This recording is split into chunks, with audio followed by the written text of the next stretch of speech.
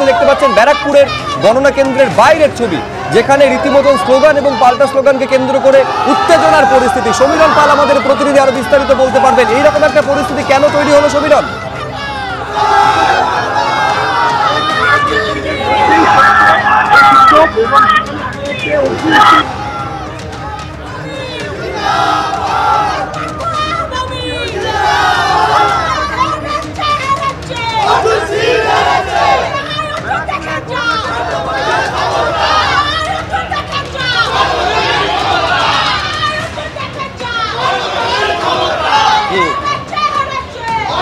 হ্যাঁ সমীরণ পাল, আমি দেখতে পাচ্ছি এখনো স্লোগান পাল্টা স্লোগান চলছে।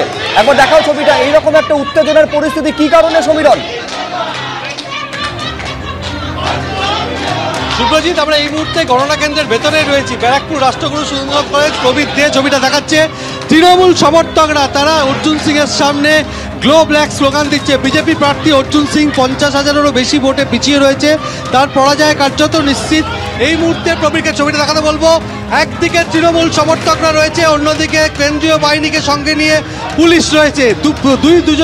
দুই পক্ষের মাঝখানে রয়েছে এবং সেখানে দেখা যাচ্ছে কেন্দ্রীয় বাহিনীর পক্ষ থেকে তাদেরকে নির্দেশ দেওয়া হচ্ছে এখান থেকে বেরিয়ে যাওয়ার জন্য, কেননা যাতে কোনো ধরনের উত্তেজনা বা অপ্রীতিকর ঘটনা না ঘটে। সকাল থেকে গণনা কেন্দ্রে দফায় দফায় জয় বাংলা জয় শ্রীরাম স্লোগান। রবিকে দেখাতে বলে অর্জুন সিং তার অনুগামীদের নিয়ে এই মুহূর্তে এখানে রয়েছেন। তিনি এখানে বসে রয়েছেন, অপেক্ষা করছেন এবং যেখানে বলা যাচ্ছে যে কিছুক্ষণ আগে জয় বাংলা স্লোগান দিতে দিতে তাকে লক্ষ্য করে বোতল ছোড়া হয়।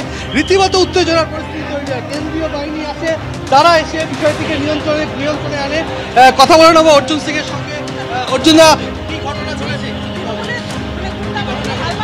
ঘটনা এখানে পোস্টপল ভায়োলেন্সের তৈরি হচ্ছে। পোস্টপল ভায়োলেন্স করার যে প্রক্রিয়া হয়েছিল 2021 সালে, ওই প্রক্রিয়া শুরু হয়েছে।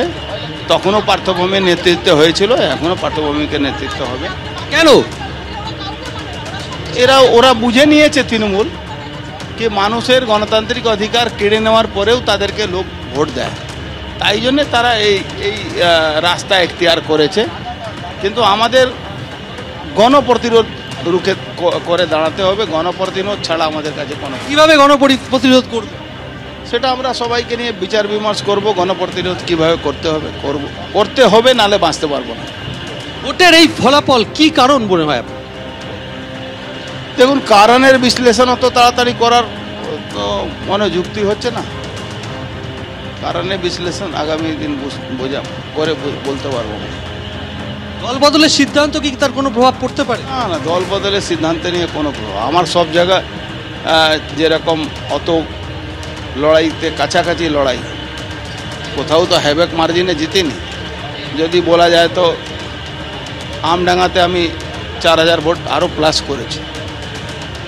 এইটাই আছে। মানুষ কি কারণে এই ফল খারাপ হলো? দেখুন, এটা বিশ্লেষণ ছাড়া বলা উচিত। এখনই বিশ্লেষণ করতে পারছেন না বিজেপি প্রার্থী অর্জুন সিং। তুমি দেখতে পাচ্ছ যে বিজেপি কর্মী সমর্থকরা তারা প্রার্থীকে ঘিরে রয়েছেন এবং যে কোনো সময় যাতে উত্তেজনা না ছড়িয়ে পড়ে সেই কারণে কেন্দ্রীয় বাহিনী তারা টহল দিচ্ছে এখানে।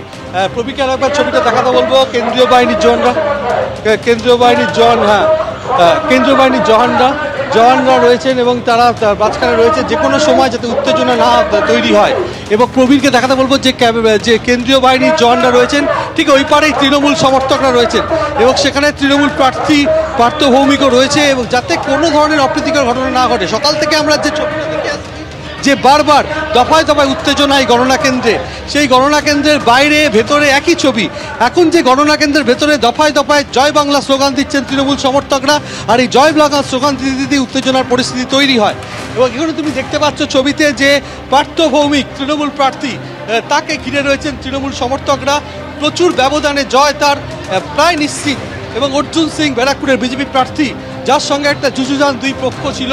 এবং এই মুহূর্তে যেটা ব্যারাকপুরের সব থেকে বড় বিষয় ছিল যে এই ব্যারাকপুর লোকসভা কেন্দ্রে এই ফলটাকে কিভাবে মমতা ব্যানার্জির উপরে মানুষের আস্থা এবং ব্যারাকপুরের মানুষ এই গুন্ডাবাজি পছন্দ করে না। যে দীর্ঘদিন ধরে এলাকায় গুন্ডামি করেছে, মানুষ তার বিরুদ্ধে রায় দিয়েছে।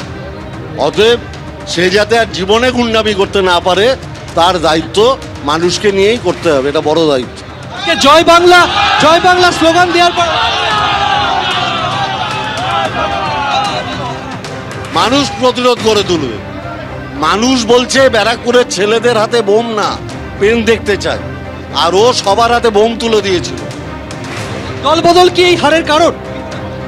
100 বার, যার কোনো নীতি নেই, আদর্শ নেই, ধান্দাবাজ, নিজেকে ছাড়া কিছু বোঝে না, সবাইকে চষে টাকা লুট করে, সব ব্যবসায়ীদের থেকে তোলে, তার বিরুদ্ধে মানুষ রায় দিয়েছে। এরপর কিরকম ব্যারাকপুর মানুষ দেখতে পাবে? আমি পুলিশ প্রশাসনের সাথে কথা বলবো, দিদির সাথে কথা বলবো। আগে মজদুর ভবন রেট হবে। কি হবে সেখানে? রেট কেন হবে? তবে প্রচুর সমাজ বিরোধী আছে মজদুর ভবন। কি মজুত আছে সেখানে? কি আছে? মজদুর ভবনে ক্রিমিনাল আছে, অনেক ক্রিমিনাল আছে। অর্থাৎ পার্থ ভৌমিক স্পষ্ট করে জানিয়ে দিলেন যে অর্জুন সিং এর যেটা অফিস মজদুর ভবন, সেখানে আগে তল্লাশি চালানো হবে। যেমন অর্জুন সিং বলছেন গণপ্রতিরোধের ডাক দেওয়া হবে, ঠিক পাল্টা পার্থ ভৌমিক তৃণমূল প্রার্থী তিনি বলেছেন এই জয় প্রত্যাশিতই ছিল।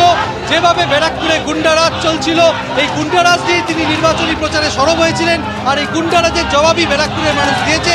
আগামী দিনে ব্যারাকপুরে শান্তি প্রতিষ্ঠার জন্য তিনি পুলিশ প্রশাসন এবং মুখ্যমন্ত্রীর সঙ্গে আলোচনা করবেন।